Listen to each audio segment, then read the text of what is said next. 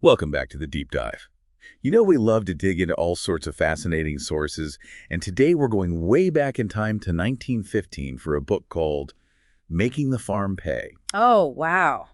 Sounds like a treasure trove of information. Oh, it is. And you know what's amazing? So much of what it talks about is still relevant today, especially for folks who are into the whole think and act locally movement. I'm intrigued. What kind of stuff does it cover? Well, one of the big ideas is this concept of diversified farming. Okay, diversified farming. I can see how that would have been important back then, but does it still hold up today? You bet it does. The book argues that focusing on just one crop can be super risky. Yeah, I guess if your one crop fails, you're kind of out of luck. Exactly. And the book uses wheat farming as a prime example. Wheat, huh? So what's the issue with wheat? Well, back then, wheat was like the go-to crop for a lot of farmers. But the book points out that it can be pretty vulnerable to things like drought and market fluctuations. Oh, I see. So if there's a bad year for wheat, your income takes a major hit. Right. And that's where diversified farming comes in. The idea is that by growing a variety of crops, you're spreading out your risk. Makes sense. If one crop fails, you've got others to fall back on. It's like diversifying your investments. Exactly. And you know what's really interesting? The book actually claims that diversified farming can be even more profitable than focusing on just one crop. Really? More profitable. Now I'm really listening. Yeah. It gets into some specific examples and calculations. Like, it compares the profit per acre for wheat, which at the time was around $5, $5 an acre. Okay. to the potential profit from an acre of potatoes, which could be a whopping $100. Wait, $100 an acre for potatoes? That's like 20 times more. Yeah, it's Wait. pretty mind-blowing. And this isn't just about maximizing profits for some massive farm. Even if you've got a small garden or little plot of land, the same principles apply. That's a really compelling argument for thinking about what you plant even on a small scale. Absolutely. And the book highlights all sorts of crops that often get overlooked. Like what? Give us some examples. Well, it mentions grapes, berries, onions, alfalfa. And there's this fascinating story about some folks in Arcola, Illinois. Arcola, Illinois. Okay, what were they growing? They found success with this unique plant called dasheen. Ever heard of it? Dasheen. Can't say I have. Me neither. But apparently, it's got a flavor similar to boiled chestnuts. Oh, chestnuts. Interesting. And that's kind of the point, right? Okay. It's about finding those niche crops that maybe aren't so common but could thrive in your specific area. Yeah, like tapping into that local potential. It's all about thinking and acting locally. Exactly. What resources do you have? What unique crops or livestock might do well in your community? It's about creating this diverse and resilient food system right where you are. I love that. Instead of just accepting whatever's available at the supermarket, we can actually shape the food landscape in our own communities. That's the power of it. And the book goes beyond just choosing crops. It dives into the nitty-gritty of maximizing yields on small farms and gardens. Oh, cool. So what kind of tips does it offer? Well, one of the big things is soil improvement. It talks about using legumes like clover to enrich the soil with nitrogen. So working with nature instead of relying on chemical fertilizers. Exactly. And I've heard about this thing called green manure, where you grow crops specifically to plow them under and improve the soil structure. Ah, green manure. Yeah, it sounds counterintuitive, but it's super effective for building healthy soil. It's all about creating that closed loop system. It's amazing, like instead of tossing plant debris, you're actually using it to nourish the soil for your next crops. And it goes on to cover techniques like mulching and proper irrigation to help conserve moisture, especially in drier areas. So we're seeing a theme here, right? Choosing the right crops, building healthy soil, conserving water. It's all about creating a more sustainable and resilient system. Absolutely. And it gets even more specific. Like for potatoes, it talks about hilling versus mulching. Hilling versus mulching. Now, I'm not quite sure what the difference is. Well, hilling means mounding soil up around the base of the potato plant, and mulching is covering the soil with organic material, like straw or wood chips. Ah, okay, I see.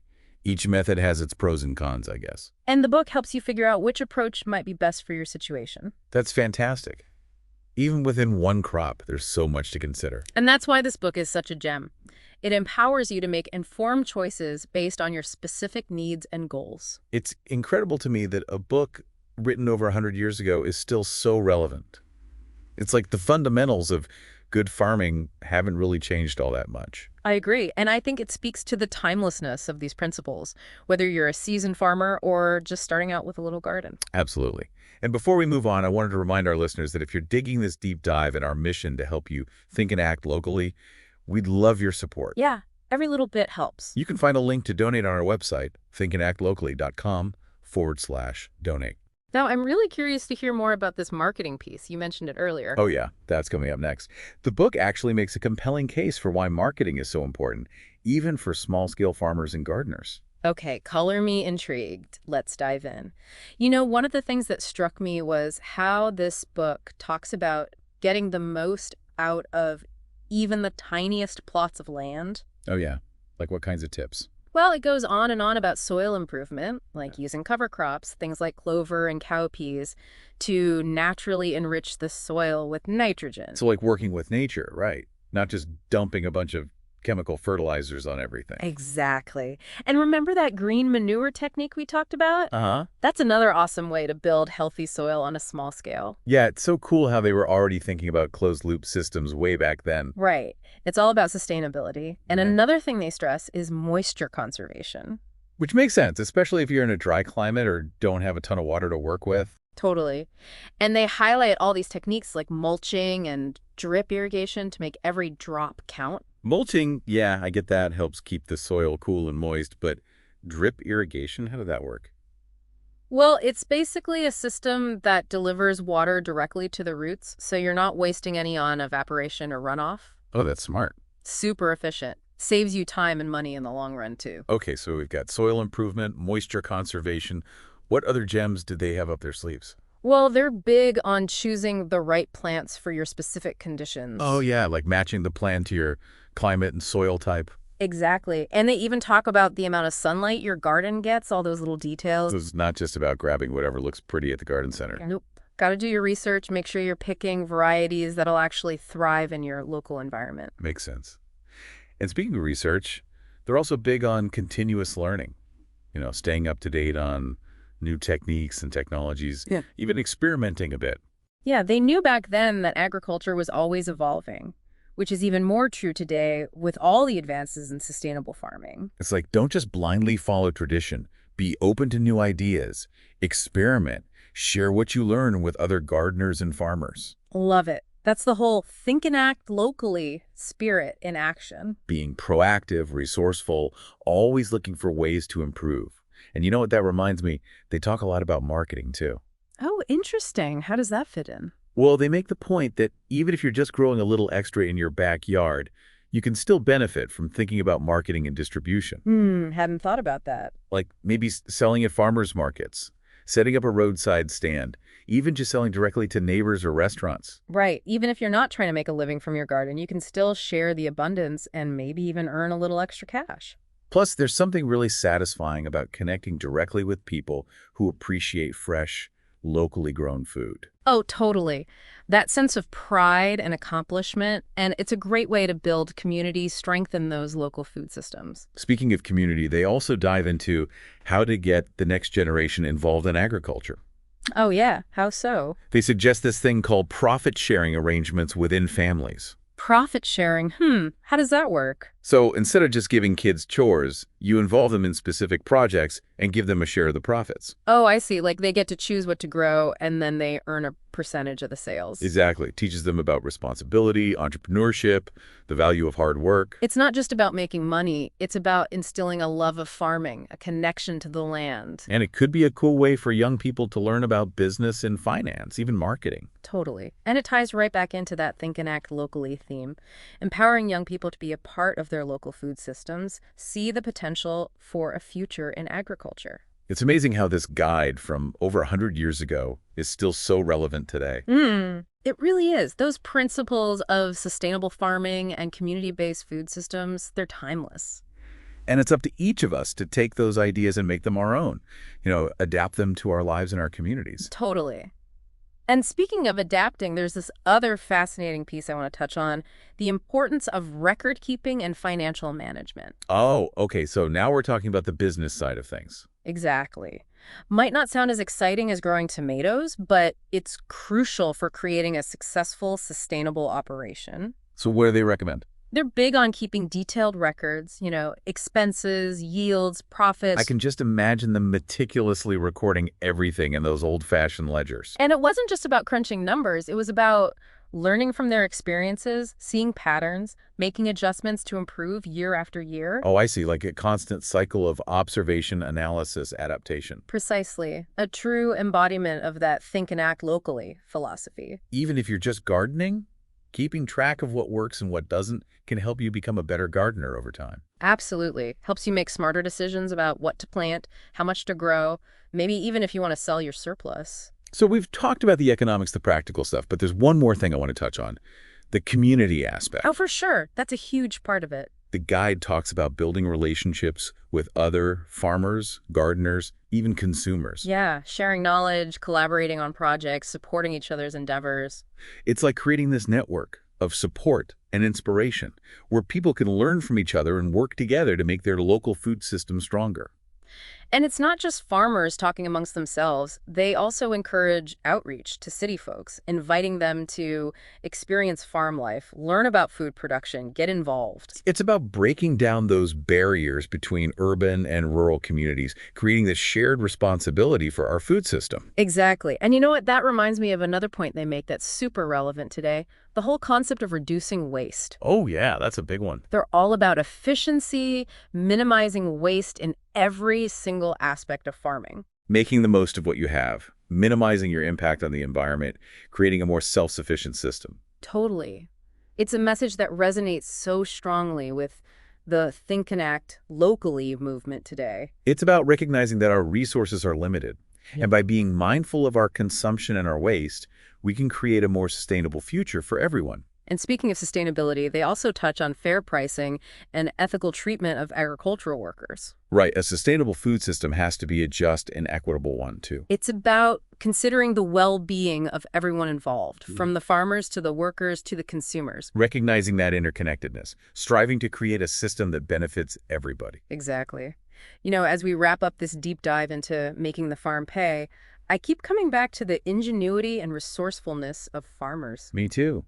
This guide is a testament to their creativity and resilience even way back then. They were dealing with unpredictable weather, changing markets, limited resources. And they found ways not just to survive, but to thrive, to experiment, to innovate, to collaborate, and to pass on their knowledge. It's a legacy that continues to inspire us today as we try to build a more sustainable and equitable food future. A future we can all be part of, no matter how big or small our role might be. So as we close out this episode, we want to leave you with a challenge.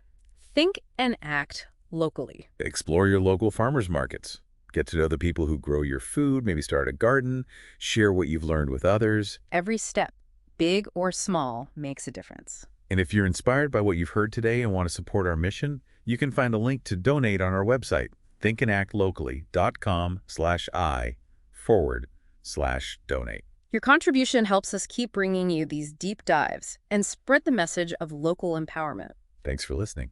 It's about recognizing that we're not just isolated individuals when it comes to food. Oh, absolutely. This whole think and act locally thing, it's about creating this web of interconnectedness, not just between farmers, but between farmers and the community at large. Exactly. And that's something the guide emphasizes too. Like, they talk about the importance of farmers getting together, not just to sell stuff, but to swap ideas, learn from each other, and lend a helping hand. Yeah, I love that. It's about fostering a sense of shared responsibility for our food system, right? Yeah.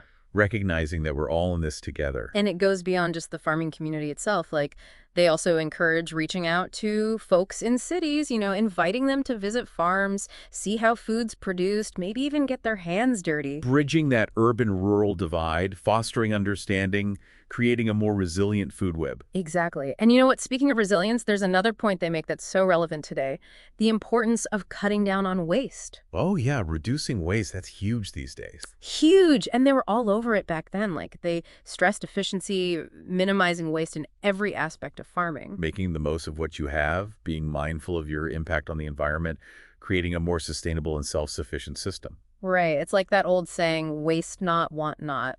Exactly. And it's a message that resonates so deeply with the Think and Act Locally movement. Absolutely. It's about recognizing that our resources aren't infinite. Yeah, we got to be mindful of our consumption and the waste we generate if we want to create a truly sustainable future for everyone. And thinking about sustainability also means thinking about fairness. Like Yeah. the guide talks about fair pricing and treating agricultural workers ethically. Oh, for sure. A sustainable food system has to be a just one too, right? Absolutely. You can't have one without the other. It's about considering the well-being of everyone in the food chain, from the farmers to the workers to us, the eaters. It's all connected. Yeah, it's like a big web, and we're all part of it. Well said. As we wrap up this deep dive into making the farm pay, I keep coming back to the ingenuity and resourcefulness of those farmers from a century ago. Me too. They were dealing with so many challenges: unpredictable weather, fluctuating markets, limited technology, But they found ways to not just make it work, but to thrive. and they did it by being creative, resilient, collaborative, and by sharing their knowledge with others. Their legacy is so inspiring, especially now as we're facing our own set of challenges when it comes to creating a more sustainable food future. A future we can all be a part of, no matter how big or small our role might be. So, as we close out this episode, we want to leave you with a little challenge. Think and act locally. Explore your local farmers markets. Get to know the folks who grow your food. Maybe start a little garden. Share what you've learned with your friends and neighbors. Every little bit counts. And if you're feeling inspired by what you've heard today and want to support our mission, you can find a link to donate on our website, thinkandactlocally.com/done/donate. Your contribution helps us keep bringing you these deep dives and spreading the message of local empowerment. Thanks for listening.